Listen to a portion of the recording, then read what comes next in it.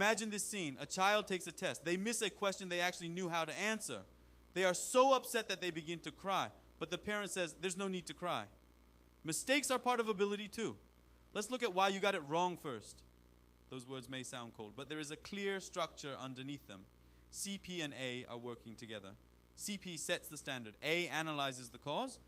The strength to establish a standard and the strength to examine what caused the result are moving at the same time. For this combination, a mistake is not simply bad luck. Maybe the review was not thorough enough. Maybe concentration slipped. Maybe there was a weakness in the process. In other words, the mistake is read less as an emotional problem and more as a failure involving variables that can be managed. That is why this combination often looks first at why the result happened before tending to the emotional hurt. This is the core of high CP and high A. Strict standards and cool-headed analysis are working together. There is a fable that shows this structure clearly. The donkey carrying salt. A donkey is carrying a heavy load of salt when it falls into a stream. The salt dissolves and the load becomes lighter. The donkey learns one thing. If I go into the water, my load gets lighter. After that, whenever the donkey sees a stream, it deliberately steps into the water. The merchant quickly notices the trick. The next time, instead of salt, the merchant loads the donkey with sponges. The donkey enters the stream just as before. But this time, the load becomes heavier. Only then does the donkey learn something new. A method that worked once does not always work. The merchant in this fable shows high CP and high A clearly. He does not begin by reacting with anger. He does not simply feel sorry for the donkey either. Instead, he looks at what was learned incorrectly. Then he thinks about how to correct the learning error. Here, CP appears as a clear standard. The merchant does not ignore the deception. He does not allow the wrong habit to keep repeating. This needs to be corrected. That sense of order is present. At the same time, A is also clear. The merchant does not punish impulsively. He does not simply vent anger. He reads the cause. He changes the conditions. He creates a structure in which the same behavior produces a different result. That is how A works. It does not push through emotion. It moves toward correcting the learning error. The distinctive feature of this combination is that the two forces do not work separately. If only CP is high, the person may scold someone and stop there. If only A is high, the person may understand the situation calmly and move on. But when CP and A are both high, the person tends to judge the error and correct it. They identify what went wrong. Then they change the structure so the same mistake is less likely to happen again. That is why this combination often says things like, let's look at why you got it wrong. Mistakes are part of ability too. Don't make the same mistake next time. These words can sound cold, but there is an internal sense of order in them. The goal is not to break the person down. The goal is to reduce weakness in the process and increase accuracy. Now let's look at the graph. The group in which both CP and A are in the top 10% includes 280 out of 8,255 people. That is about 3.39%. The thresholds are CP at 39 points or higher, A at 38 points or higher. In this group, the average CP score is 42.1. The average A score is 42.4. Both rise prominently above the overall averages. The increase in A is especially large. That means this structure does not stop at being strict. Its strictness is backed by precise judgment and analysis. Let's look a little further. NP is 36.8, which is above average. So this is not a structure with no warmth, but NP is not as far forward as CP and A. The central axis leans more towards standards than consolation. It leans more toward judgment than empathy. That is why the person may appear cold or severe. But often, thoughts like these are moving first. What is wrong needs to be corrected. Errors need to be reduced. Next time needs to be more accurate. FC is 33.3. AC is 36.2. SC is 36.4. The other ego states are not inactive. In fact, the overall profile is above average, but CP and A stand in the front positions that determine the direction of the group. That is why, in real life, these people may appear less like leaders who warmly embrace others and more like people who organize situations through exact standards and cool-headed judgment. A person with this structure can become a strong force in an organization. The standards are clear. Judgment is quick. The person reads problems structurally. That makes it easier to provide direction without becoming easily shaken in a crisis. They look at what went wrong. They look at where the error occurred. They identify what needs to change next time. People working with them may feel less confused because what needs to be done is clear. Let's also look briefly at nonverbal signals. When this combination is high, judgment may appear in the face before emotion does. The gaze may remain level. When reviewing something, the eyes may narrow slightly. The lips may be firmly set. In gestures, precision may stand out more than size. There may not be many hand movements, but when the person gestures, they may point directly to the central issue. The back and shoulders may stay relatively straight and stable. The posture may show little disruption. Together, these signals can seem to say, let's focus on the core issue. Let's look at it accurately. Of course, these nonverbal signals are not grounds for judging a person. They are supporting signals to read alongside the graph and the flow of the person's words. The resources of this structure are clear. Even in confusion, the person can identify cause and effect. They find what needs to be done. They are relatively less likely to let emotion derail the task. In a crisis, they may look like a reliable problem solver. They have the ability to make the situation clearer. They show what the problem is. They show where correction is needed. They state the standard clearly. But the risks are also significant. This combination often applies the same strictness to the self. After making a mistake, the person may have trouble resting. Why did I miss that? Where did the error happen? How do I prevent it next time? When these questions become too strong, the person may keep pushing themselves instead of allowing space for their own emotional state. They may look strong on the outside, but emotional isolation can deepen inside. This can become especially difficult with experiences like love, loss, and grief, which cannot be organized through logic alone.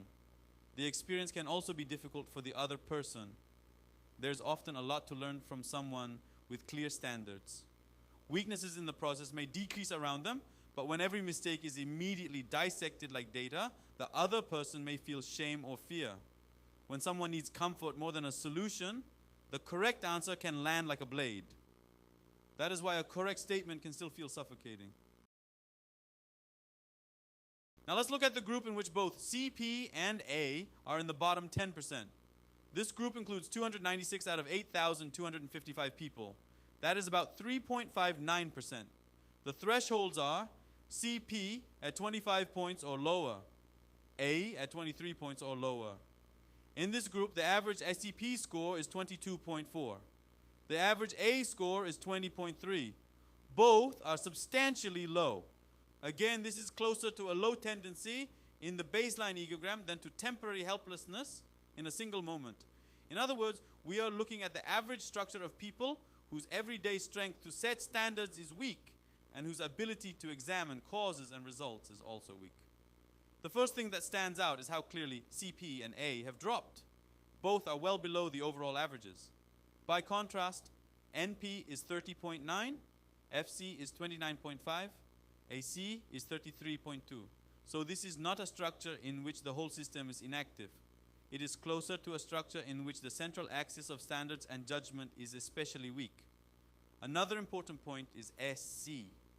SC is 24.6, which is also relatively low.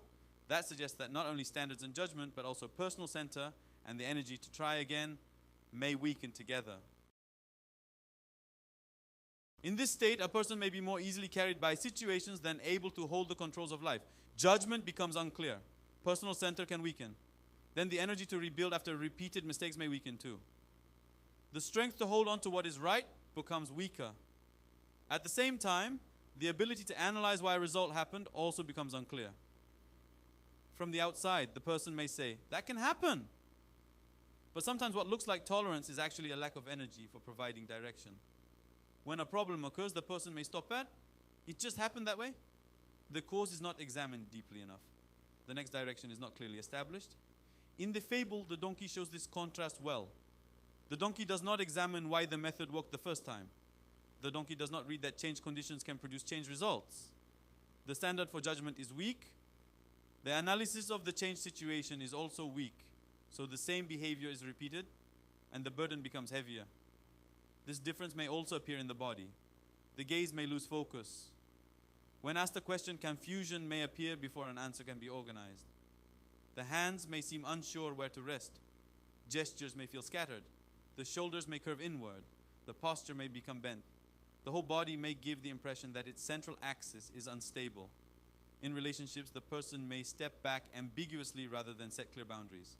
Again, these are not signs for judging a person's essential nature. They are supporting signals that may show how weakened standards and judgment appear through the body. This structure also has some possible resources. The person may not condemn others easily. They may not overreact to mistakes. Because they do not create strong evaluative pressure, some people may experience the environment as less suffocating, but the risks are significant. The person may have trouble holding on to what the real problem is. They may also fail to read why the result happened. Then learning from experience becomes harder. When standards blur, direction blurs. When judgment weakens, choices become easier for the environment to pull. So this may be more than simple looseness. It can become a state in which the controls of life feel unclear. Now let's look at the direction of tuning. For the logic of steel with very high C, P, and A, the first step is to notice whether the other person is already frozen before giving the correct answer. One question is what I'm saying correct? But we also need another question. Will saying it this way at this moment actually help? Accuracy is a strong resource. But if it takes away the other person's ability to breathe, it will not work well for long. Imagine a child crying after making a mistake. The parent may immediately say, mistakes are part of ability too. That does not mean the statement is wrong, but the order can change. You must be really upset. When you feel a little calmer, let's look together at where the mistake happened. The standard does not disappear. The analysis does not disappear. The difference is that the person's mind is brought along first. Now let's look at the opposite structure.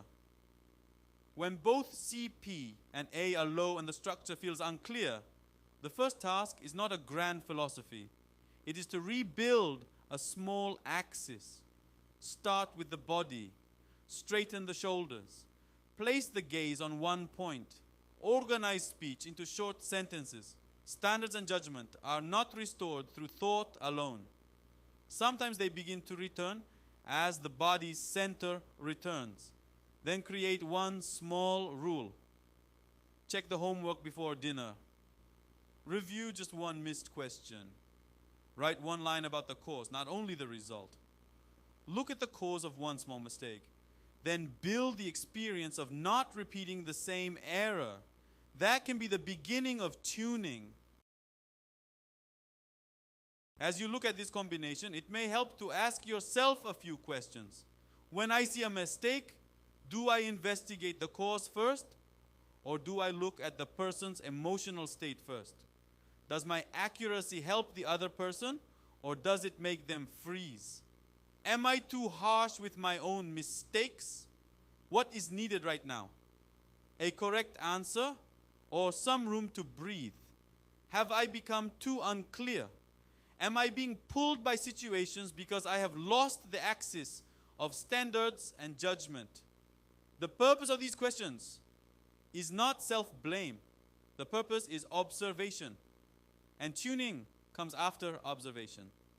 A person with high CP and high A can make the world clearer. They set standards. They identify causes. They reduce errors. They show the next direction. A person with low CP and low A may become lost in a fog of judgment. Standards blur. Causes are missed. Situations begin to pull the person along.